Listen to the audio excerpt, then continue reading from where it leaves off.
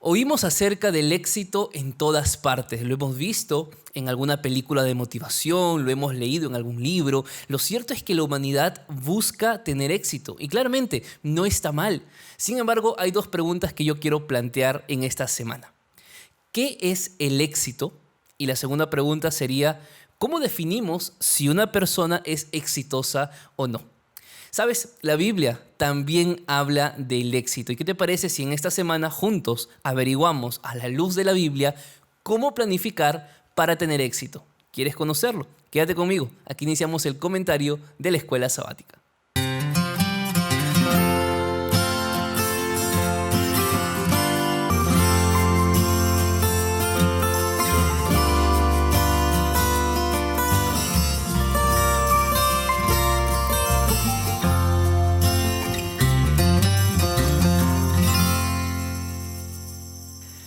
¿Qué tal amigos? ¿Cómo están? Bienvenidos sean ustedes a un nuevo estudio de la Palabra de Dios a través de la Escuela Sabática. Gracias por estar aquí en el canal una semana más. Yo soy el pastor Anthony Araujo y siempre será una gran alegría que tú me acompañes en el estudio de esta semana. Ya estamos en la lección número 8. Hoy hablaremos acerca de la planificación para poder tener éxito. Así que si tú estás buscando éxito en la vida, pues la Biblia también nos habla de eso y es lo que vamos juntos a estudiar. Si por primera vez te has topado con este canal, con este video, pues yo te invito a que te suscribas a este canal de la forma más sencilla. Dale clic allí en el botón de suscribirse, activa la campanita y de esa manera cada vez que subamos un video o realicemos un video en directo, pues te llegará la notificación para que estés atento y participes conmigo. ¿Está bien? Así que vamos a orar, ¿qué te parece? Vamos a pedir a Dios su dirección para estudiar su palabra. Querido buen Dios y Padre que estás en el cielo, te damos gracias por el regalo de la vida y la oportunidad que nos das de aprender, oh Dios, para crecer y para ser felices. De todo corazón te pido que estés al lado de esa persona que en este momento me está viendo, en una iglesia, en casa, en su lugar de trabajo, en un hospital, donde quiera que se encuentre, Señor. Tu Espíritu Santo esté al lado de esta persona a quien tú amas y puedas proveerle sabiduría para entender el estudio de esta semana. Te pido, Señor, esto en el nombre de Jesús. Amén.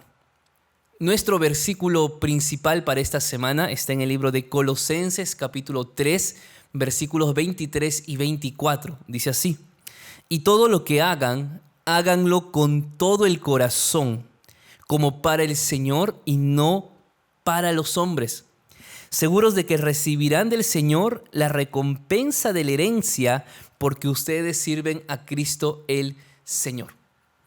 Este texto que acabamos de leer, que lo escribió Pablo a los colosenses, ya nos da algunos principios interesantes acerca de cómo la Biblia percibe lo que es el éxito.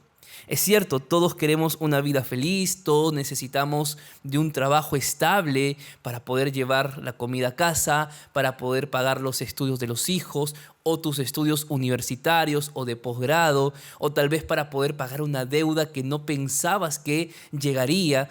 Todos queremos tener paz en la vida, todos queremos tener tranquilidad. Y sabes, la Biblia habla acerca de cómo tener paz, que es también sinónimo de tener éxito. Y en esta semana vamos juntos a conocer algunos principios del éxito según Dios. Así que empecemos con nuestro desarrollo día por día. El día domingo de la lección lleva por título Vayamos por partes. Entendiendo de que la vida, queridos amigos, es un proceso. Cada proceso representa diferentes experiencias. No la experiencia de la niñez no es la misma que la experiencia de un adulto. La experiencia de un adolescente no es la misma experiencia de una persona que ya está casada, por ejemplo. Cada uno tiene diferentes etapas, aunque sí, es cierto, muchas veces quemamos algunas etapas. Quemamos porque tal vez desde muy pequeños estamos obligados a tener que trabajar porque papá no está en casa o porque simplemente papá abandonó a la familia.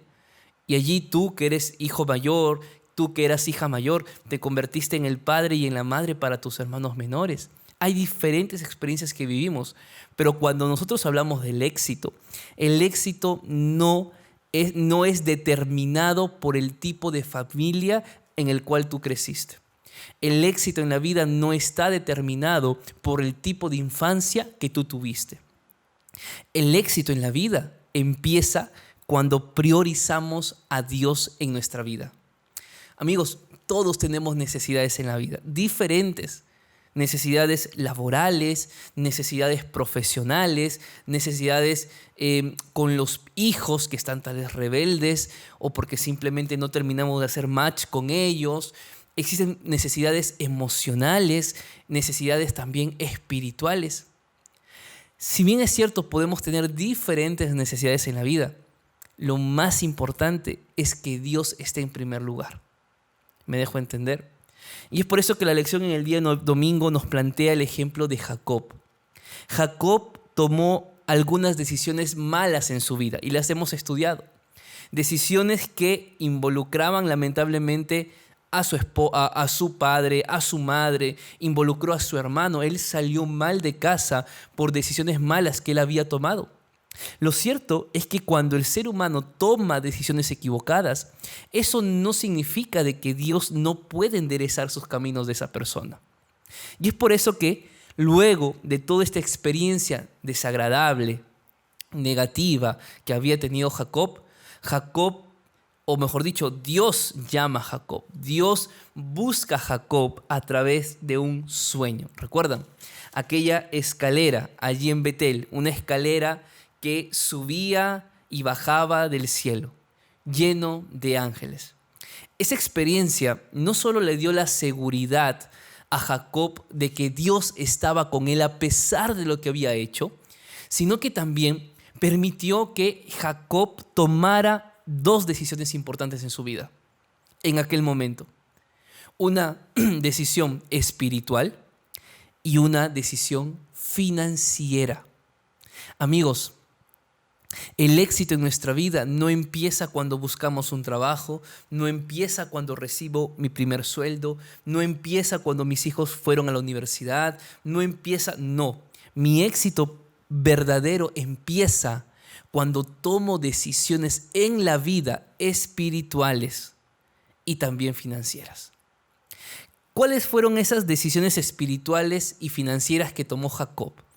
Cuando leemos Génesis 28, en el versículo número 20, dice lo siguiente: allí hizo un voto Jacob y dijo así: si va Dios conmigo y me guarda en este viaje en que estoy, si me da pan para comer y vestido para vestir, y si vuelvo en paz a casa de mi padre, Jehová será mi Dios.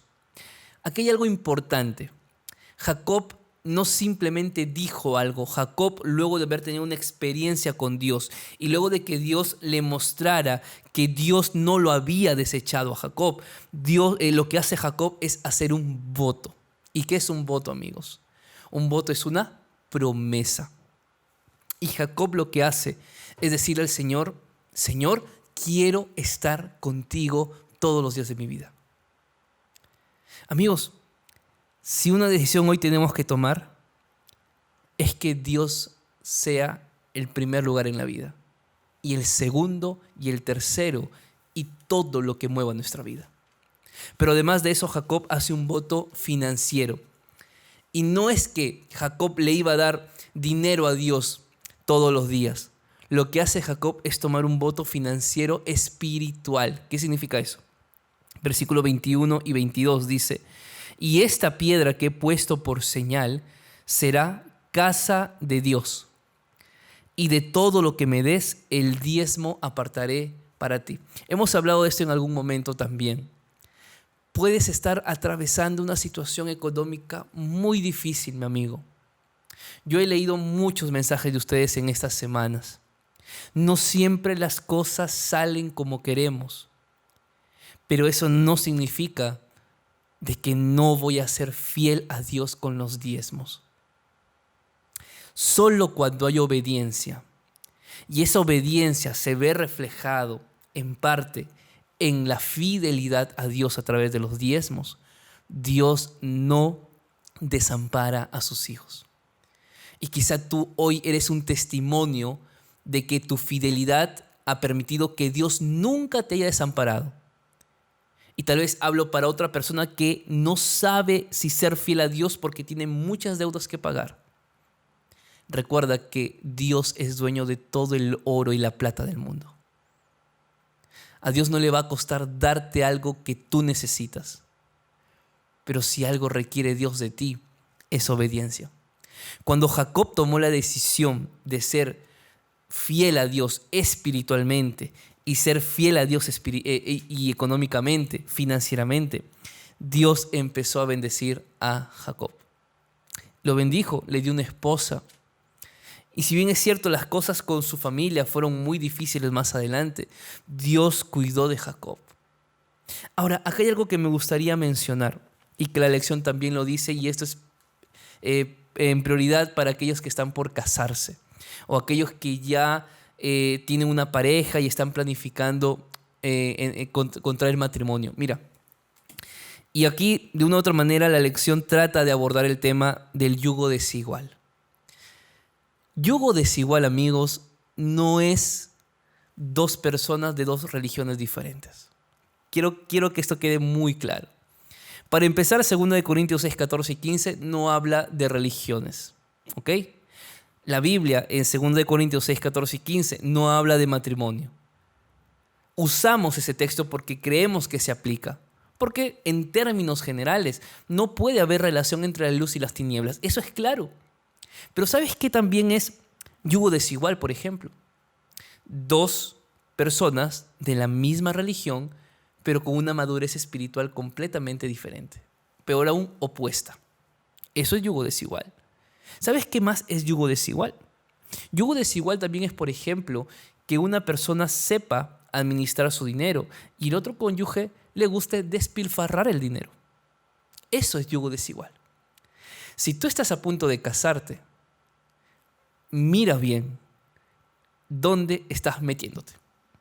¿Ok? Así dice la lección textualmente. Y yo solo estoy repitiendo esta frase. Tu futuro cónyuge debe saber en qué se está metiendo. Necesitas conocer bien a esa persona. Necesitas saber qué tan educado es en las finanzas. Ahora, si tú no eres educado en las finanzas y ella tampoco lo es, pues júntense, convérsenlo. Pero desde que empieza su relación matrimonial, tienen que aprender a usar el dinero, a ahorrar el dinero, a saber cuándo van a gastar el dinero y en qué momento cada uno puede hacer uso de ese dinero. Si van a usar o van a compartir juntos el dinero, tal vez tú trabajas, ella también trabaja o solamente uno trabaja.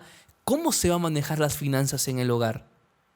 Cuando esos temas no se habla y entras al matrimonio sin hablarlo y en el matrimonio tampoco lo hablas, ¿sabes qué es lo que vas a tener? Problemas. Y si hay una consecuencia o una causa del por qué los matrimonios se acaban, por qué existen los divorcios o las separaciones, una de esas causas es porque no supieron administrar el dinero y hay problemas en el hogar. Sufrir dificultades, queridos amigos, es difícil, pero peor aún es cuando violamos los principios bíblicos. Y si Dios dice, por favor, no te unas en yugo desigual, saca de tu mente que es simplemente hablar de diferentes religiones. Aquí es madurez espiritual, madurez emocional, madurez financiera y todo lo que tiene que ver. Por eso, vayamos por partes. Como dice el día domingo, el éxito empieza colocando a Dios en primer lugar en nuestra vida. El día lunes de la lección lleva por título La bendición del trabajo. Y entre paréntesis dice idealmente. Claro, porque el trabajo puede ser una bendición, pero el trabajo también se convierte en una maldición. Yo he conocido historias de personas de mucho dinero que me decían, pastor, yo con ese trabajo estaba muy bien. Mi familia estaba bien cuidada, mis hijos estaban bien cuidados, teníamos todas las comodidades, pero de pronto yo decidí ir por más. Y tal vez no era necesario, ya estaba tranquilo y ahora no puedo dejar ese trabajo, me metí en muchos problemas. Y lo peor es que estoy perdiendo a mi familia. Y estas historias son reales y son tristes. Porque muchas veces el trabajo se convierte en una maldición cuando el trabajo se convierte en prioridad en nuestra vida. Yo recuerdo que en una campaña de evangelismo que estaba realizando en una ciudad del Perú, alguien al final me abordó y me dijo: pastor, pero yo traigo el dinero para que haya pan en la casa. Yo trabajo arduamente para que mis hijos tengan los mejores zapatos para su colegio. Yo trabajo para que mi esposa tenga lo que más necesita o lo que más requiere para la casa. Por eso es que yo trabajo duro, trabajo muchas horas. Este hombre pasaba mucho tiempo trabajando. Y yo le digo: mira, yo creo que tú eres sincero, pero el problema es que tu familia necesita atención. Porque tú puedes traer todo ese dinero a casa, pero has perdido la atención de tus hijos. Perdiste los momentos más importantes con ellos, con tu esposa. Y mientras tú ibas por el mundo consiguiendo el dinero y el dinero, que es importante, pero tú te aferrabas a más dinero. Y cuando tenías todo el dinero, volteaste para celebrar con tu familia y tu familia ya no estaba. ¿Sabes? Si Dios es prioridad en nuestra vida, queridos amigos, Dios nos tiene que dar sabiduría y tenemos que pedir sabiduría para que el trabajo no sea una maldición para nosotros. El trabajo no es consecuencia del pecado. Dios en Génesis capítulo 2, versículo 15, cuando Adán y Eva aún estaban en el Edén, Dios les dijo: trabajen para que por favor puedan conservar este Edén que les he dado. El trabajo no es fruto del pecado. Sí se hizo mucho más difícil con el pecado, eso es cierto. Pero, amigos, Dios nos ha dado capacidad a todos para poder trabajar. Si tú dices: no, pastor, yo no puedo trabajar, el trabajo no es conmigo. Mira, Dios creó también el trabajo. ¿Ok? Tienes que buscar un trabajo si ahora no lo tienes. Porque si no hay trabajo, no hay dinero. Si no hay dinero, no hay comida. Si no hay dinero, no hay salud. Si no hay dinero, no hay educación. Es importante.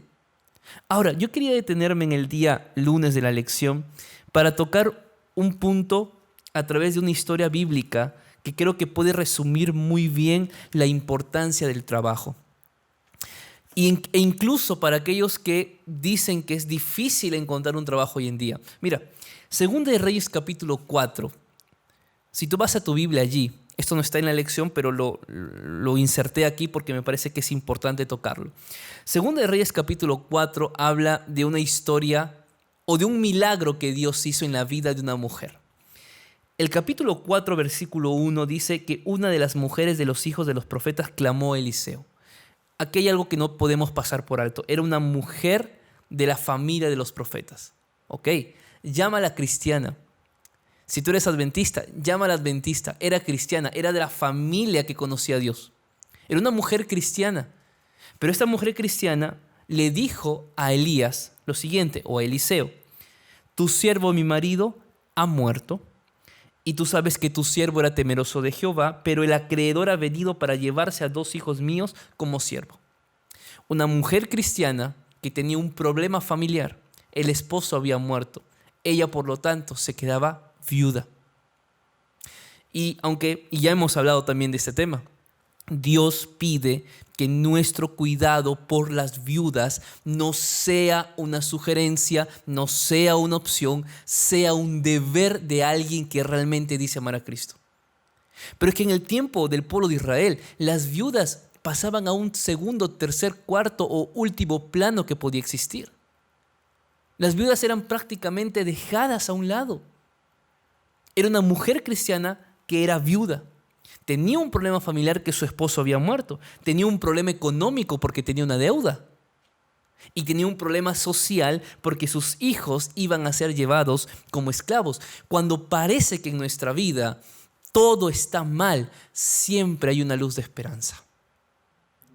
Pero la luz de esperanza aparece cuando buscamos la asesoría correcta. Y lo que hace esta mujer no es irse a cualquier persona. Ella decide ir al profeta de Dios. Y no solamente decide ir al profeta de Dios, sino decide obedecer al profeta. Porque Eliseo le hace una pregunta en el versículo 2. ¿Qué quieres que haga por ti? ¿Qué tienes en tu casa? Le dice Eliseo a esta mujer. Y la mujer le dice, tengo aceite. Solo un poquito, pero tengo aceite. La historia la conocemos, amigos. La Biblia dice que Dios le dijo a la mujer, que Eliseo le dijo a la mujer, enciérrate en tu casa, cierra tus ventanas, cierra tu puerta, pide todas las vasijas que puedas y echa tu aceite. Humanamente era imposible, tenía tan solo un poquito. Pero Dios permitió que en ese momento esta mujer emprendiera un negocio de aceite. Y ese aceite que ella consiguió, lo vendió. Y con lo que vendió, pagó su deuda. Pero no solamente eso, pudo vivir con lo que había quedado. Todos tenemos un poquito de aceite en casa. No físicamente, hablo simbólicamente. Todos tenemos algo que emprender en la vida. No te quedes allí. Si esta mujer tuvo aceite y buscó la asesoría correcta que fue en el profeta y obedeció la voz del profeta y volvió para agradecer al profeta, ella tenía claro que el éxito en su vida y que el milagro que necesitaba era una consecuencia de colocar a Dios en primer lugar.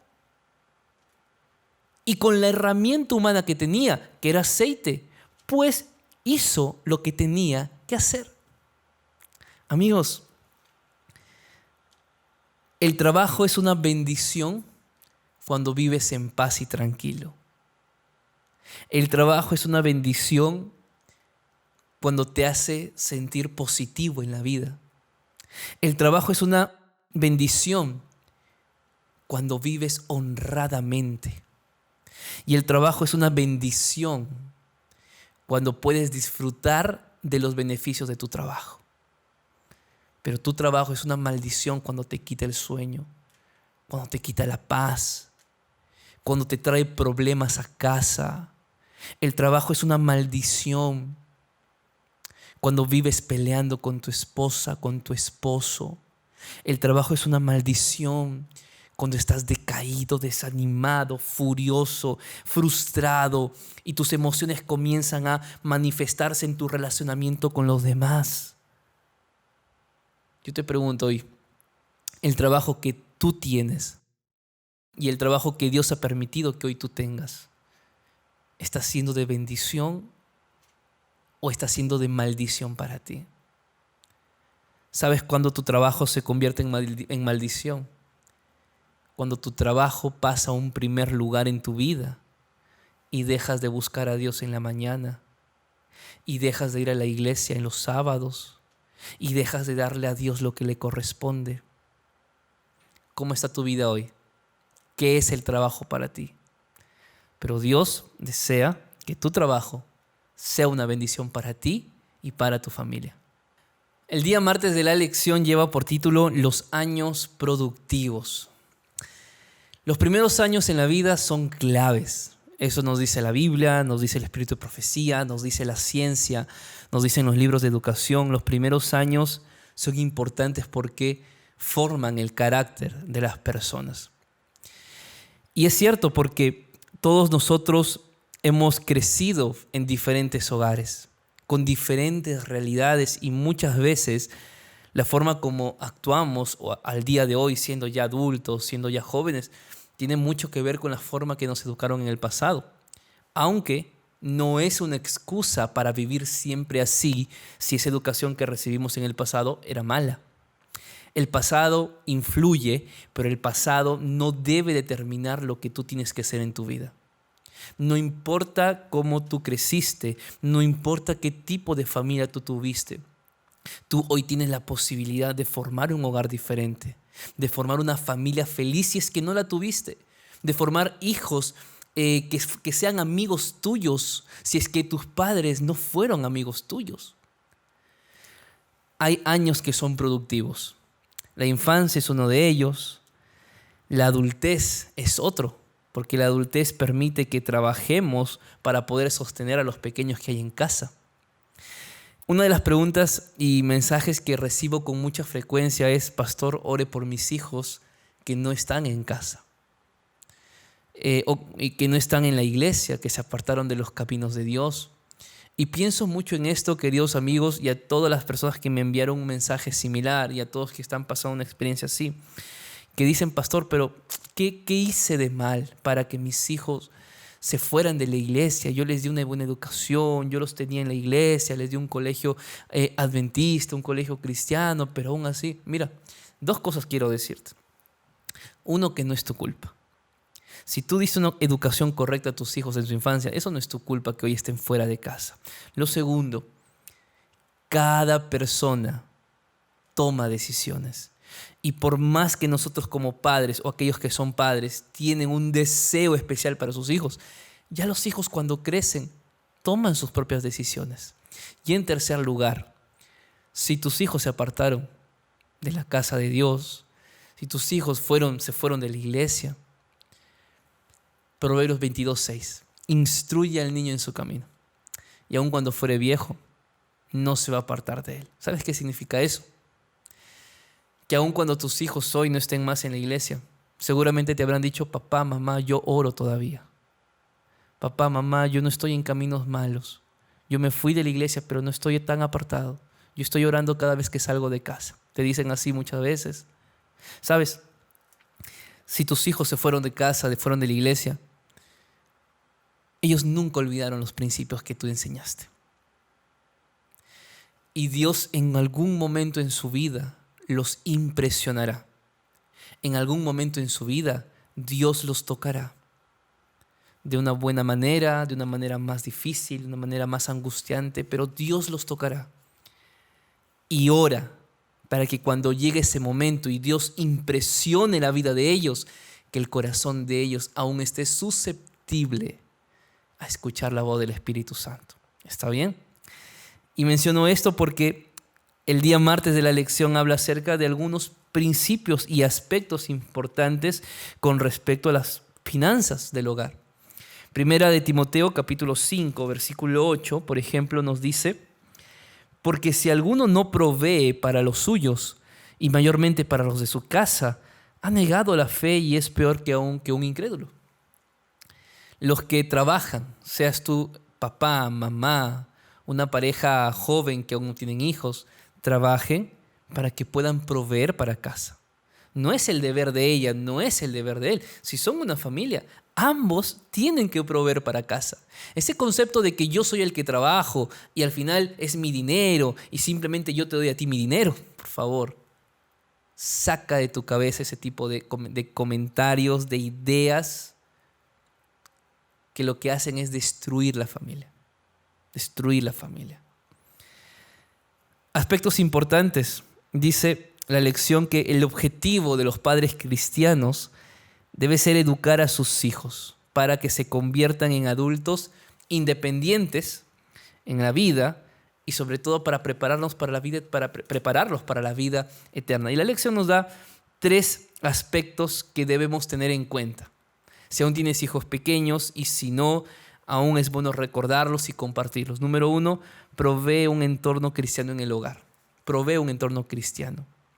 ¿Qué significa esto? Que como padres busquen hacer un culto familiar con sus hijos en casa.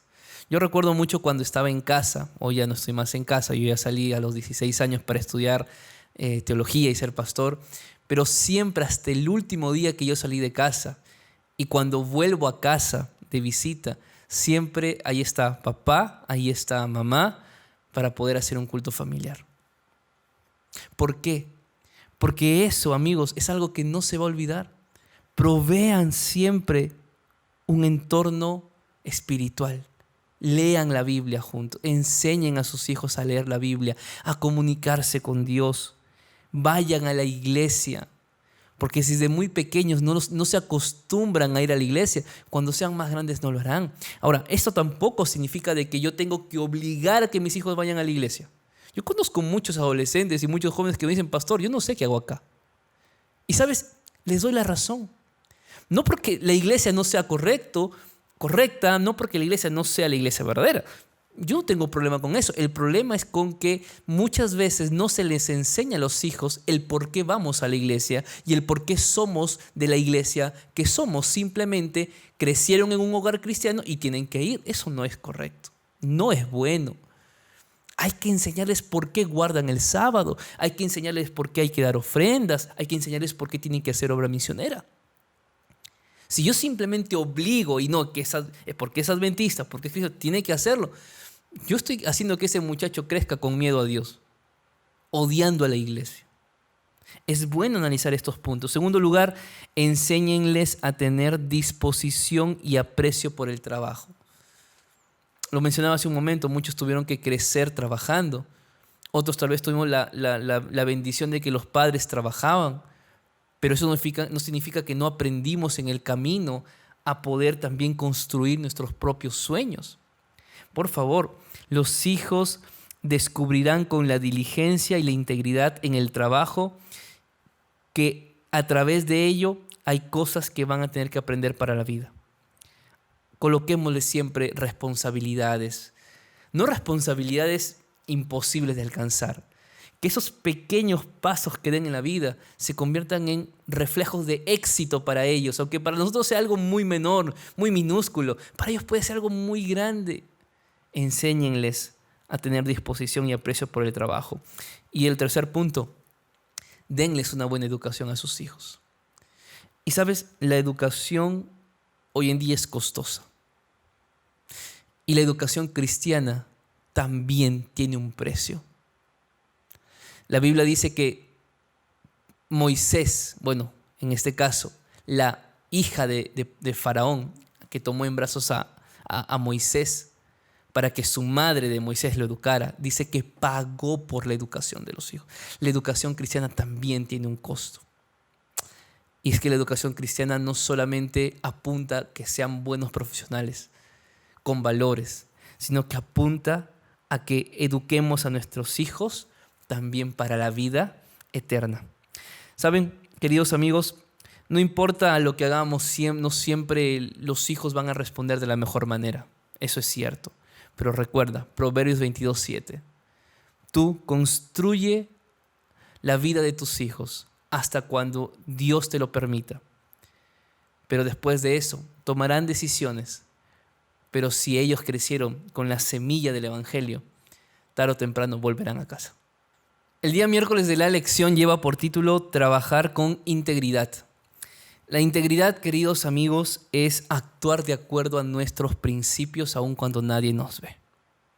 La integridad es tal vez uno de esos atributos que envuelven una gran cantidad de valores.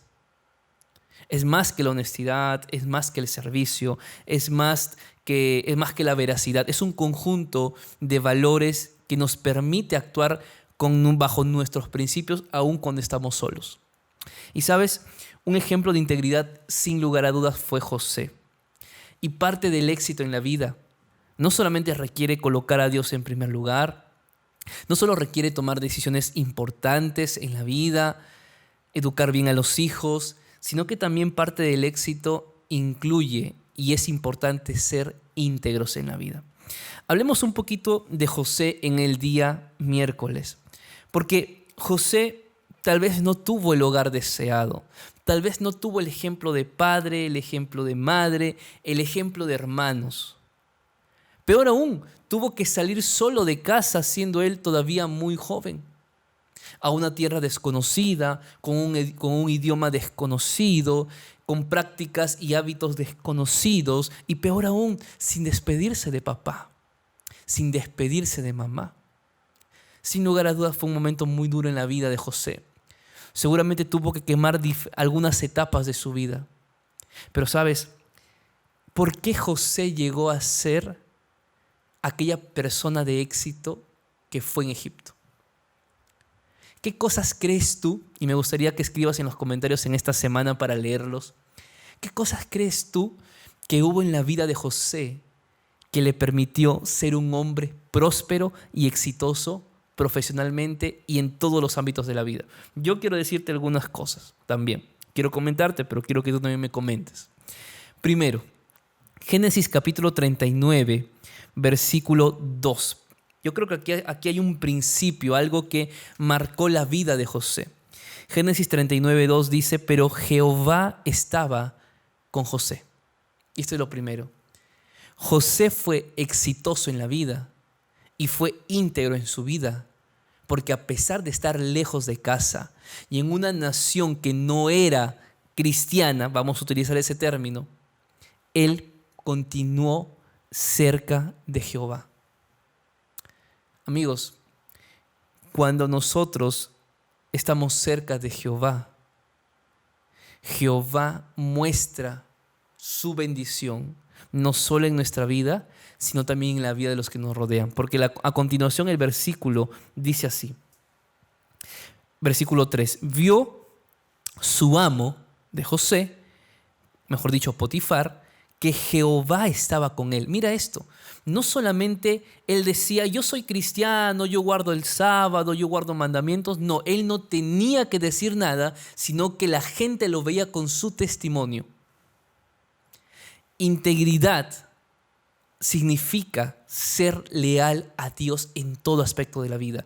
Tener éxito en la vida significa de que Dios esté en primer lugar en mi vida y que los principios marcan mi día a día, aun cuando estoy lejos de casa. Aun cuando no tenga que decir ni una sola palabra para que sepan que soy cristiano, ellos se van a dar cuenta que soy cristiano. Y el texto dice que vio su amo que Jehová estaba con él y Jehová lo hacía prosperar a todas sus empresas. Dios prosperó a Potifar porque en casa de Potifar había un cristiano que se llamaba José. Y Dios prosperó más adelante a José porque Jehová estaba con él. José pasó diferentes momentos difíciles en su vida. No solamente el ser colocado en un pozo por sus hermanos, no solamente el hecho de ser vendido como un esclavo, sino también el hecho de pasar en una cárcel por algo que él no había hecho. Y cuando parece que en nuestra vida las cosas nos van bien y de pronto algo malo sucede, la pregunta que siempre hacemos, ¿y Dios por qué? Pero si soy fiel a ti, pero si estás conmigo y la gente ve que soy cristiano, ¿por qué tengo que parar a una cárcel? ¿Por qué tengo que salir mal en este trabajo que hice? ¿Por qué las cosas no prosperaron? Porque amigos, Dios también permite diferentes momentos y circunstancias en nuestra vida que no son favorables aparentemente para mostrarnos algo más grande que Él tiene para nosotros. Y eso fue lo que hizo con José. Y la historia de José se resume en eso, en su relación con Dios, en su fidelidad, en la buena reputación que tenía José. ¿Cuál es la reputación que tú tienes? ¿Qué piensan tus amigos de ti? ¿Qué piensan tus amigos del trabajo de ti? ¿Qué piensa tu jefe de ti? ¿O tus empleados? ¿Qué piensan de ti? ¿Tu familia qué piensa de ti? ¿Y tú qué piensas de ti mismo, de ti misma? ¿Sabes? Así, si comen o beben o hacen otra cosa, háganlo todo para la gloria de Dios. Donde estés trabajando, en la universidad que estés estudiando, en el lugar en el que hoy me estás mirando, lo que haces, hazlo siempre para la gloria de Dios. Sé íntegro, porque integridad es actuar de acuerdo a nuestros principios, aun cuando nadie nos ve.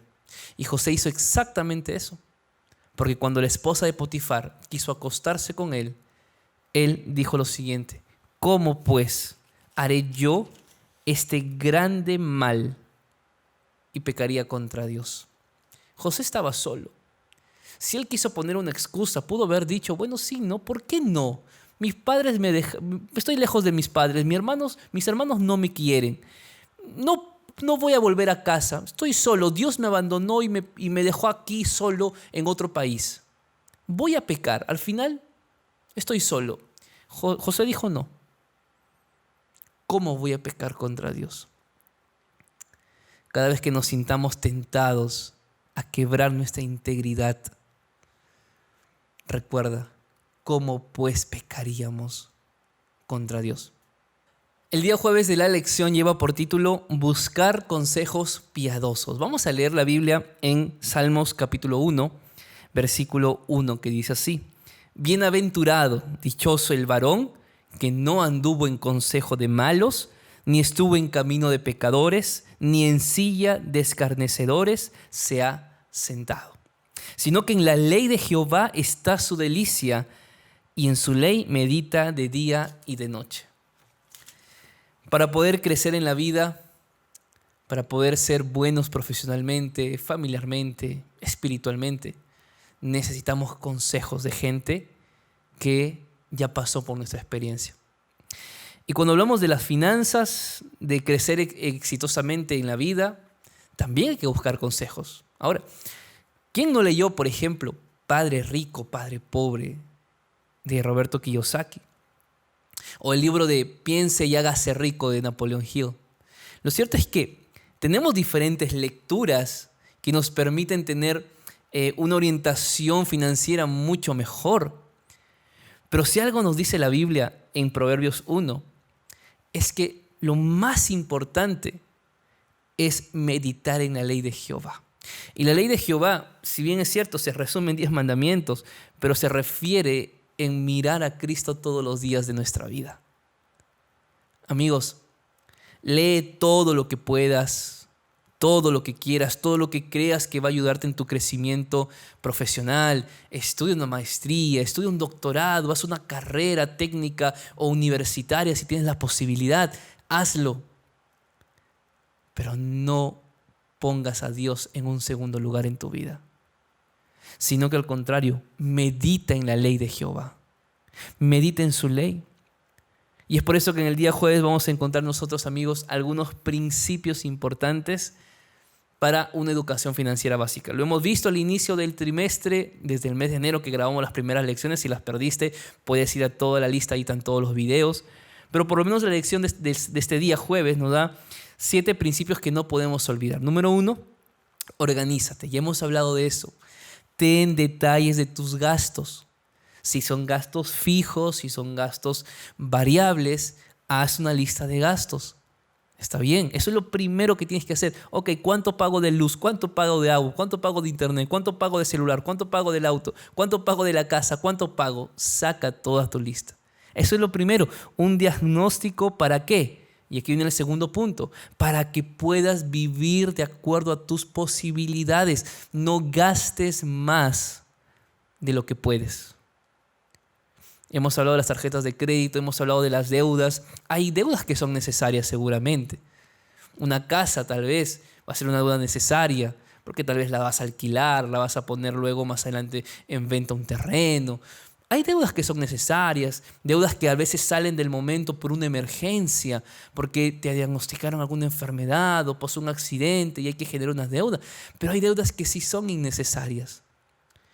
Y deudas que las generamos nosotros mismos porque no hemos aprendido a organizarnos y hemos decidido vivir más allá de nuestras posibilidades.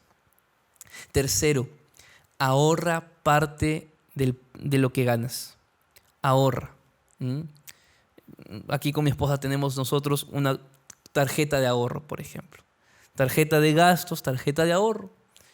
Tratamos de ahorrar lo que se puede ahorrar. Y porque sabemos que eso en algún momento nos va a servir. Ahorra de acuerdo a las posibilidades que tienes. Y ese ahorro que te sirva para algún proyecto especial que tú tengas. Evita las deudas, ya hemos hablado.